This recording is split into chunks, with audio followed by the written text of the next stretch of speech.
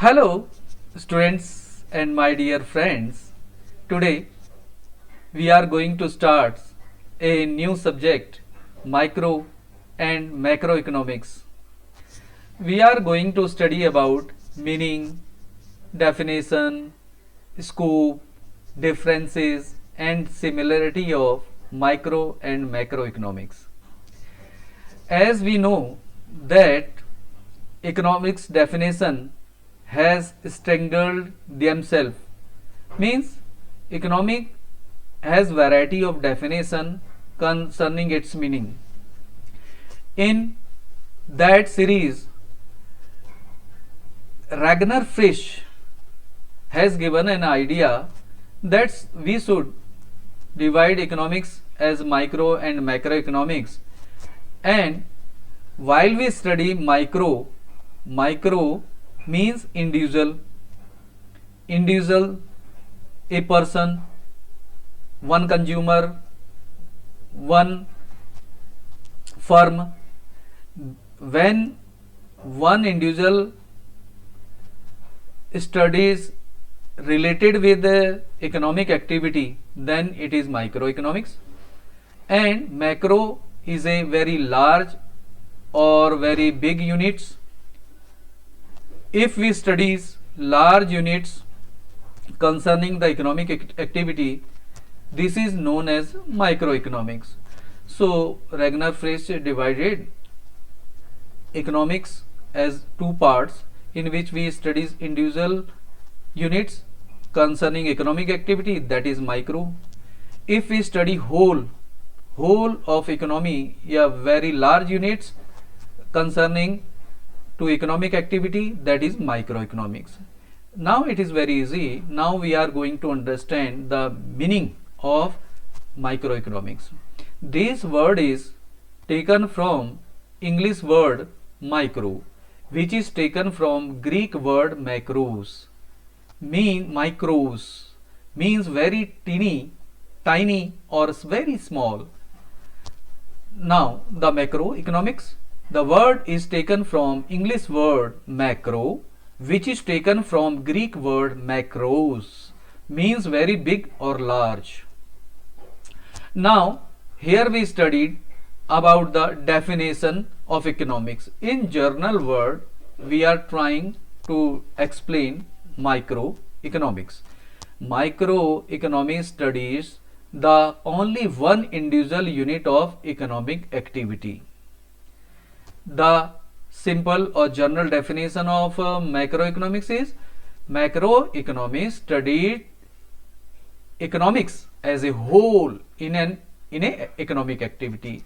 Now it is very clear to us that it studies only one individual unit. Macroeconomic studying a whole units, a big unit, a large unit concerning economic activity. So it is macroeconomics.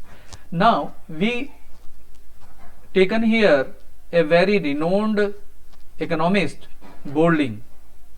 He has given the definition of microeconomics as well as macroeconomics. So what the Golding says about microeconomics? See here, microeconomics is a branch of economics. So it is a branch of economics. Microeconomics is a branch of economics that studies a individual unit. So what it is studying? It is studying a individual unit, not the collection of unit in economic behavior. Now here we see the definition given by Golding for macroeconomic. Macroeconomics does not studies a individual unit, but it studies the collection of this unit. It does not studies individual income but a national income, does not studies individual price but studies general price level, does not studies individual production but studies a national production. So here in definition we see in microeconomics, it is not a collection, it is a study of individual unit. Here we say, he says, Golding says that it is not a studies of individual units, it is a study of collection of these units.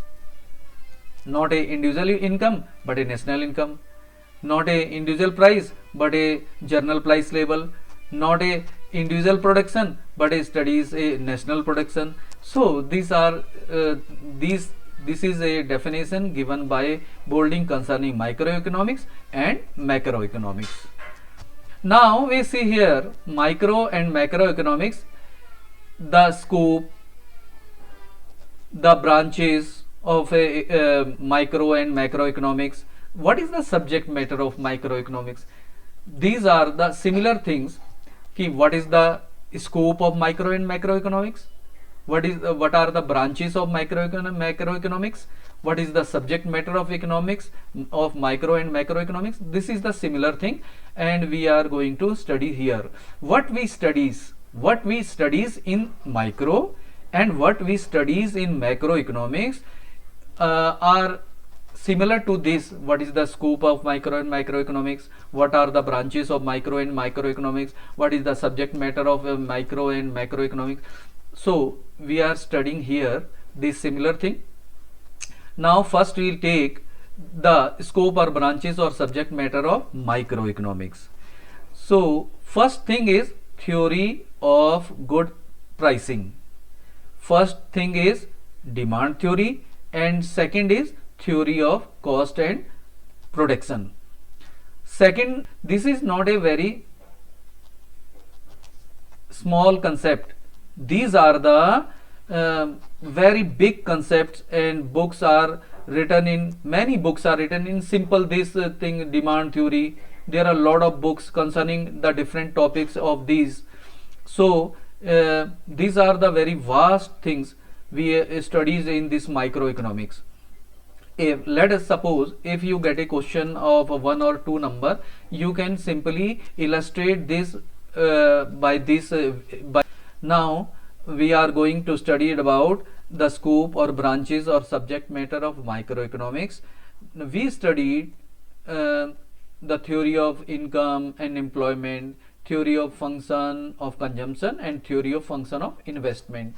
Theory of income and employment considered 2 subtopic, theory of function of consumption and theory of function of investment. Now the second topic is theory of general price and money inflation. I think you studied about the Keynes theory extra. So these are all included in macroeconomics. Now the third topic is theory of trade cycle. The fourth one is theory of economic development and planning.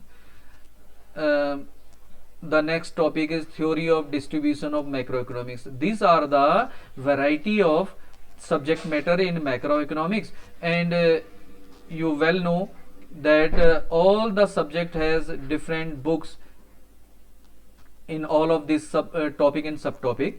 So in this macroeconomics we studied all these.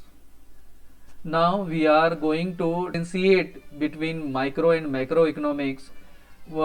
First of all, we must learn these things, basis of difference, in which basis we are going to differentiate micro and macro. If we easily learn this topic, the basis of differences, scope of studies, economic behavior, parameter, price, decisive, so it is very easy to differentiate micro and macroeconomics. So first we are going to understand the scope of studies, what we studies in micro and what we studies in macroeconomics. So this is the first topic, scope of studies, what we studies in microeconomics, what we studies in macroeconomics. So see here, microeconomics studies economics problem in a individual level. Example, one producer firm or firm.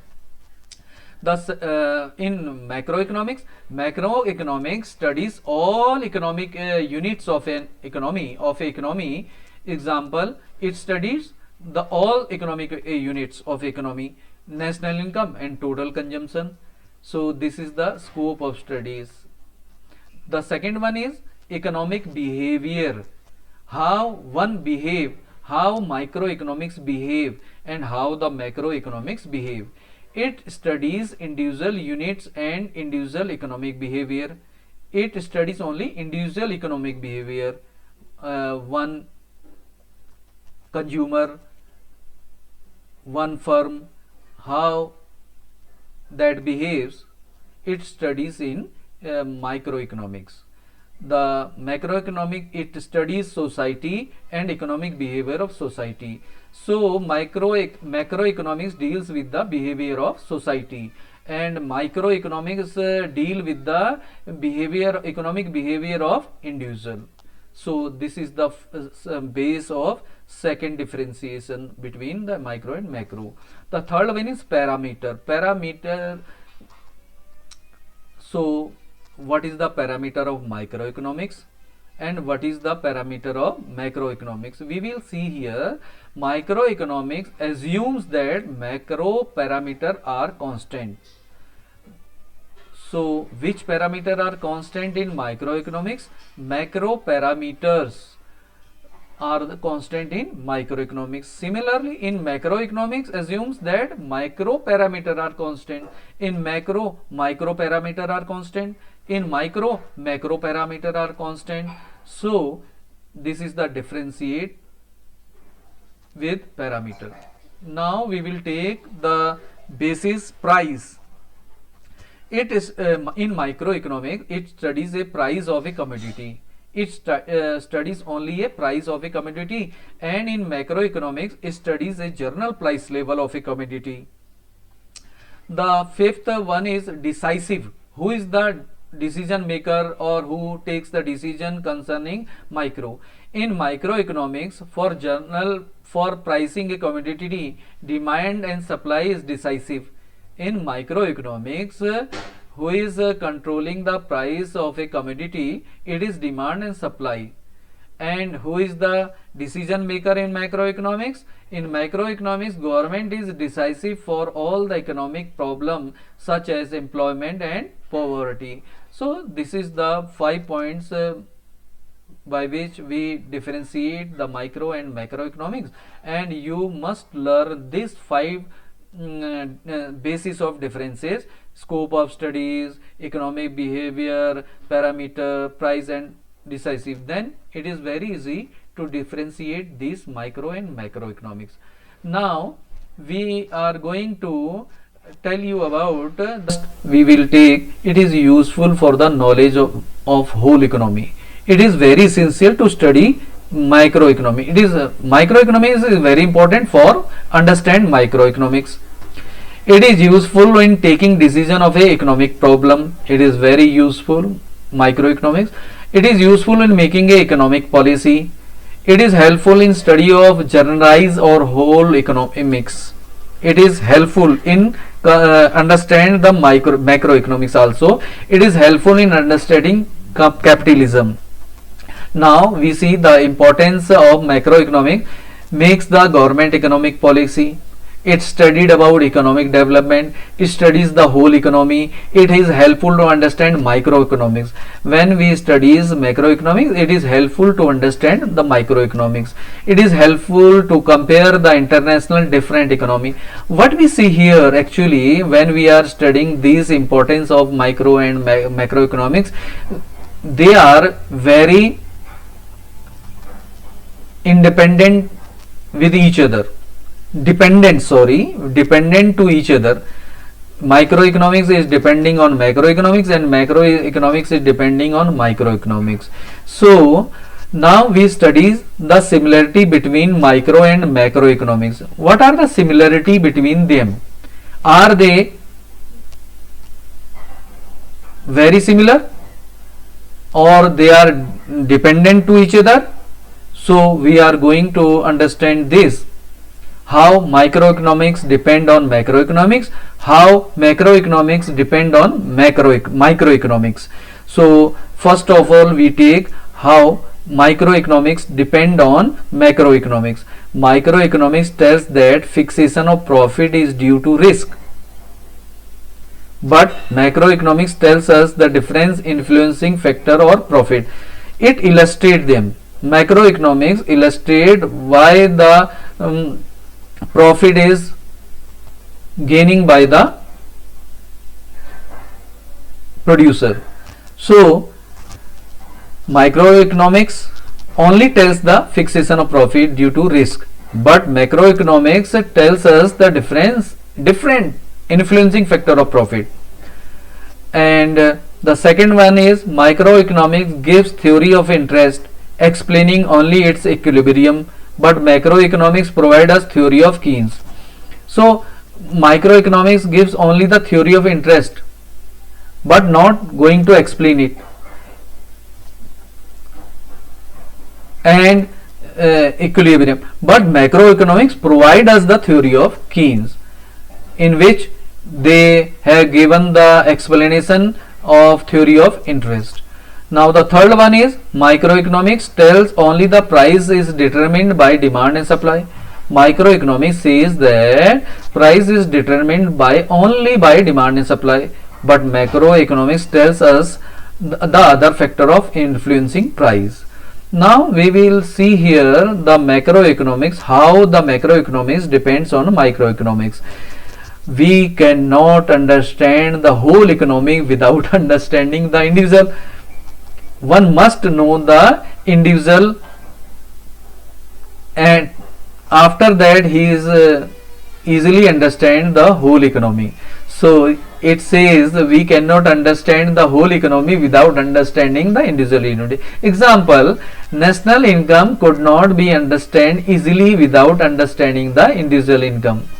The second one is actually the whole economy is a aggregates of all individual unit. Actually the whole economy is a aggregates of all individual unit.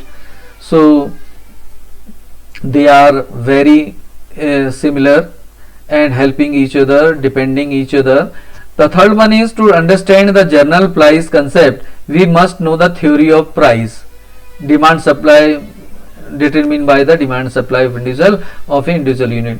So what we see here, microeconomics is dependent on macroeconomics and macroeconomics is dependence on microeconomics. So we had studied this topic and try to tell you about micro and macroeconomics and explaining micro and macroeconomics. Thank you. Please subscribe and like my channel and these videos. Thank you.